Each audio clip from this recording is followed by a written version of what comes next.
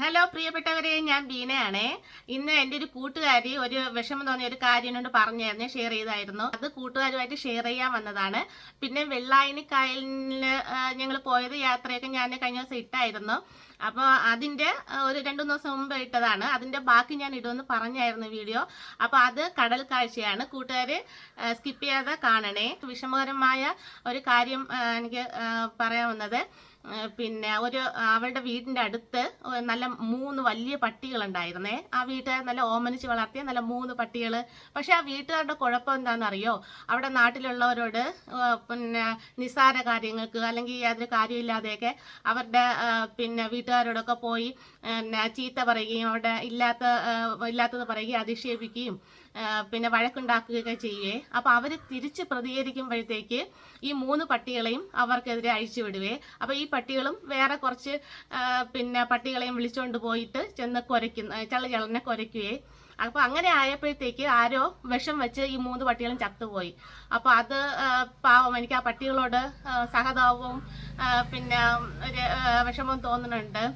കാരണം അത് ലോകം എന്താണെന്നറിയാത്ത ഒരു വിവരമില്ലാത്ത പട്ടികളില്ലേ. അപ്പോൾ അത് വീട്ടുകാരല്ലേ, അത് വീട്ടുകാരുടെ അഹങ്കാരം കൊണ്ടല്ലേ ആ പട്ടികൾ ചത്തുപോയത്. അപ്പോൾ പിന്നെ വീട്ടുകാർക്ക് ലോകപരിചയം ഇത്രയും ഉള്ളതല്ലേ, എന്നിട്ടും പിന്നെ ഈ പട്ടികളെ അഴിച്ചു വിടാൻ പാടുണ്ടായിരുന്നോ? ഭയങ്കര ഒരു വിഷമം തോന്നി. ആ വീട്ടുകാരോട് ദേഷ്യവും തോന്നി എനിക്ക്. കഷ്ടമുണ്ടല്ലേ അത്, വീട്ടുകാരുടെ അഹങ്കാരം കൊണ്ട് പറ്റിയത്. ഓക്കെ കൂട്ടുകാർ, അപ്പോൾ ഇനി കടൽ കാഴ്ചകളിലേക്ക് പോവുകയാണ്. കൂട്ടുകാർ സ്കിപ്പ് ചെയ്ത കാണണം. കടൽ കാഴ്ചകൾ ആർക്കാ ഇഷ്ടമില്ലാത്തതല്ലേ? വായോ കൂട്ടുകാരെ വീഡിയോയിലേക്ക്.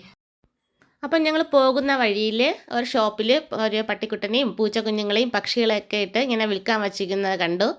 അപ്പോൾ മോൻ ഇതൊക്കെ കാണാൻ വേണ്ടിയിട്ട് മോളും മോനും ഒക്കെ അവിടെ ഇറങ്ങിയായിരുന്നു. അപ്പോൾ മോൻ പറയുക, നമുക്ക് നല്ല കടിയൻ പട്ടിയെ വാങ്ങാം, നമുക്കവിടെ കൂടൊക്കെ വയ്ക്കാനുള്ള സൗകര്യം ഉണ്ടല്ലോ, കൂടൊക്കെ വെച്ചിട്ട് നല്ല അടിപൊളിയായിട്ട് വളർത്താം. അപ്പോൾ ഗേറ്റൊക്കെ നമ്മൾ ഇവിടെ വീട്ടിൽ വേറെ ആരും ഇല്ലാത്തപ്പോഴത്തേക്ക്, അമ്മ മാത്രമാകുമ്പോഴത്തേക്ക് ഗേറ്റ് പൂട്ടിയിട്ട് കടിയൻ പട്ടി അങ്ങ് തുറന്ന് വിട്ടിക്കാമല്ലോ. അപ്പോൾ അമ്മയ്ക്ക് ആരെയും പേടിക്കണ്ട. ഏതെങ്കിലും പട്ടികൾ പുറത്തുനിന്ന് വന്നാൽ അവറ്റകളെ കടിച്ചോടിച്ചോളും. അപ്പോൾ അമ്മയ്ക്ക് പേടിക്കാതെ ഇരിക്കാമല്ലോ എന്ന് പറഞ്ഞു. അപ്പോൾ ഞാൻ പറഞ്ഞു, അതിൻ്റെ കുഴപ്പമില്ല മക്കളെ, എനിക്ക് പേടിയൊന്നുമില്ല. പിന്നെ കാരണം ഇപ്പോൾ റേഷൻ അരി ഒക്കെ വെച്ചിട്ട് അഡ്ജസ്റ്റ് ചെയ്താൽ വീട്ടിലെ കാര്യങ്ങൾ പോകുന്നത്. അപ്പം നല്ല പട്ടികളെയൊക്കെ വാങ്ങിക്കുമ്പോഴത്തേക്ക് അവർക്ക് നല്ല തീറ്റയൊക്കെ കൊടുക്കണ്ടേ. അപ്പോൾ അതുകൊണ്ട് തൽക്കാലം നമുക്ക് അതിന് പറ്റില്ലല്ലോ. അപ്പോൾ അങ്ങനെ പറ്റുന്ന സമയത്ത് നല്ല പട്ടിയെ നമുക്ക് വാങ്ങാം എന്ന് പറഞ്ഞു. ജുവൽ അടുത്ത് നിന്ന് അതിനോട് ഇങ്ങനെ കൈയൊക്കെ കാണിച്ച് ഇങ്ങനെ കളിക്കുക. അപ്പോൾ അവളെ ഇങ്ങനെ നോക്കുന്നേ, ഇതെന്തുവാണപ്പാ, ഞങ്ങളെ എന്നെ കൊണ്ടുപോകാനാണോ ഇവർ വന്നേ എന്നൊക്കെ പറഞ്ഞിട്ട് പാവം നോക്ക്. ഉണ്ടാ നല്ലൊരു പട്ടിക്കുട്ടൻ.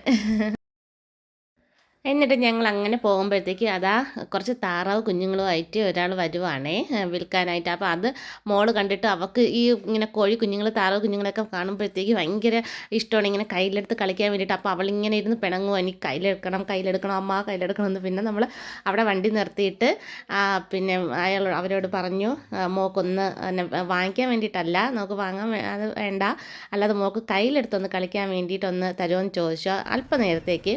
അങ്ങനെ അയാൾക്ക് ചെറിയൊരു എമൗണ്ട് കയ്യിൽ കൊടുത്തിട്ട് മോൾക്ക് ഒരെണ്ണം കയ്യിൽ വെച്ചിട്ട് ഇങ്ങനെ കളിക്കാൻ വേണ്ടിയിട്ട് പിന്നെ കൊടുത്തായിരുന്നു. അപ്പോൾ അവൾ വെച്ച് അതിങ്ങനെ കളിക്കുവാണ്. പാവം പേടിച്ച് അത് വിളിക്കുവാണ്. അയ്യോ,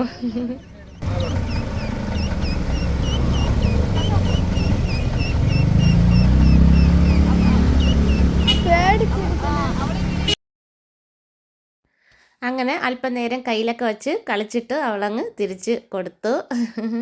പാവമല്ലേ.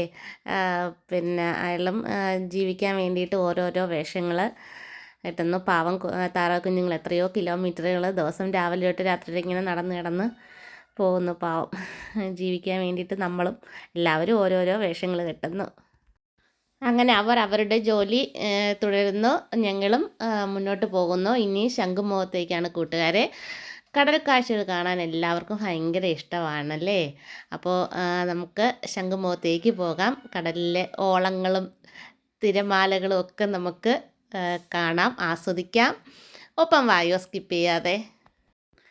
കടൽ കാറ്റേറ്റ് തിരമാലകളിലേക്ക് ഇങ്ങനെ നോക്കിയിരുന്ന് ആസ്വദിക്കുമ്പോൾ കിട്ടുന്ന ഒരു സമാധാനം, സന്തോഷം, അത് വേറെ ലെവലാണല്ലേ.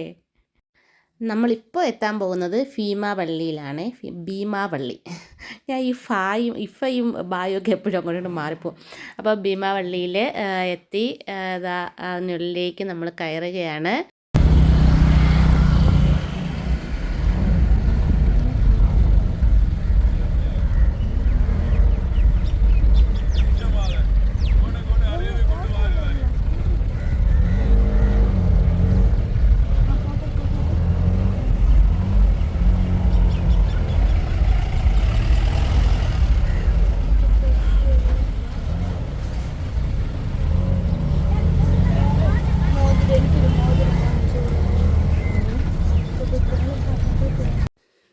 കടയിൽ ഓരോ സാധനങ്ങളൊക്കെ കണ്ടപ്പോഴത്തേക്ക് ഇങ്ങനെ മോള് അമ്മ അതുകൊണ്ട് കളിപ്പാട്ടിരിക്കണം അത് വേണ്ട ഇത് ഇങ്ങനെയൊക്കെ പറയുവാണ്.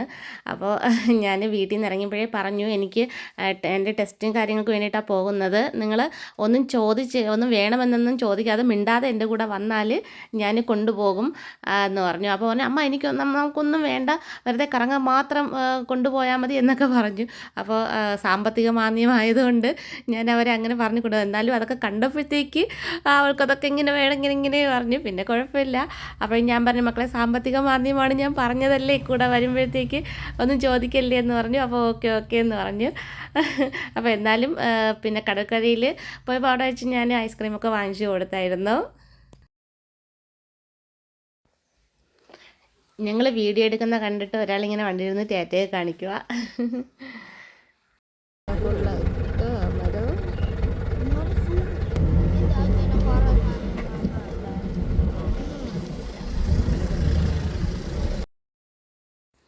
നല്ല മനോഹരമായ കാഴ്ചകൾ അല്ലേ കൂട്ടുകാരെ? അപ്പോൾ ഇതൊക്കെ കണ്ടപ്പോഴത്തേക്ക് കൂട്ടുകാർക്ക് കൂടെ ഷെയർ ചെയ്ത് കൂട്ടുകാരെയും കാണിച്ചു തരണമെന്ന് എനിക്ക് തോന്നി.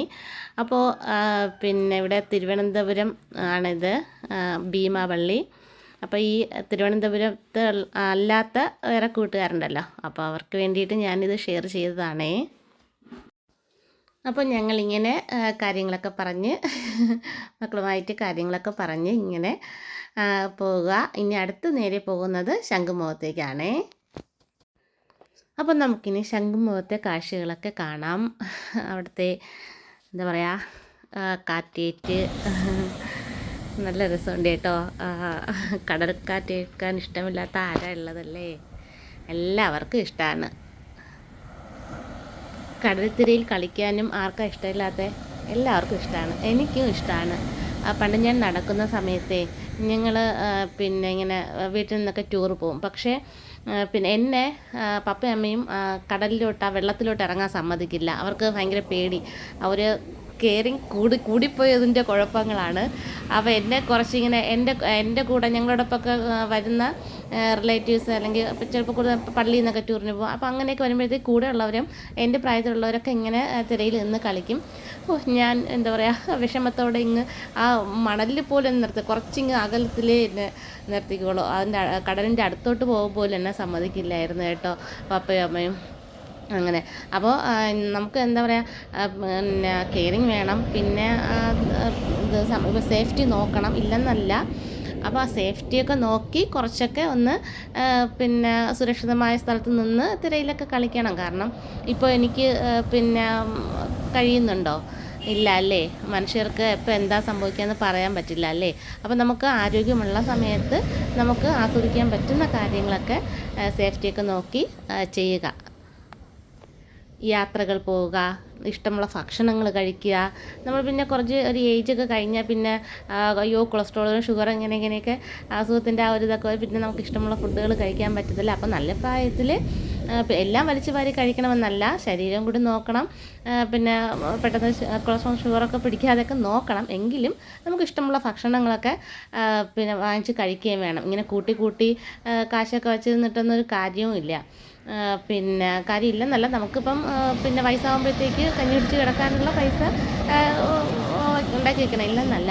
എങ്കിലും ഒരുപാടൊക്കെ ഒതുക്കി വെച്ച് പിശുക്ക് കാണിച്ച് അറുപിശുക്കരായിട്ട് ഇങ്ങനെ ഒന്ന് എപ്പോഴും ഇങ്ങനെ ജോലി 24 മണിക്കൂറും ജോലി എന്ന് പറഞ്ഞിട്ട് നടന്ന് ഒരു ഇടയ്ക്കെങ്കിലും പിന്നെ മാസത്തിലൊരു ദിവസമെങ്കിലും ഒരു എൻ്റർടൈൻമെൻറ്റ് ഇല്ലാണ്ട് ഇങ്ങനെ പിശുക്കരായിട്ട് ഇങ്ങനെ എപ്പോഴും പൈസ എന്നൊക്കെ നടന്ന് ഉണ്ടാക്കി ഇങ്ങനെ വച്ചിട്ടൊന്നും ഒരു കാര്യമില്ല.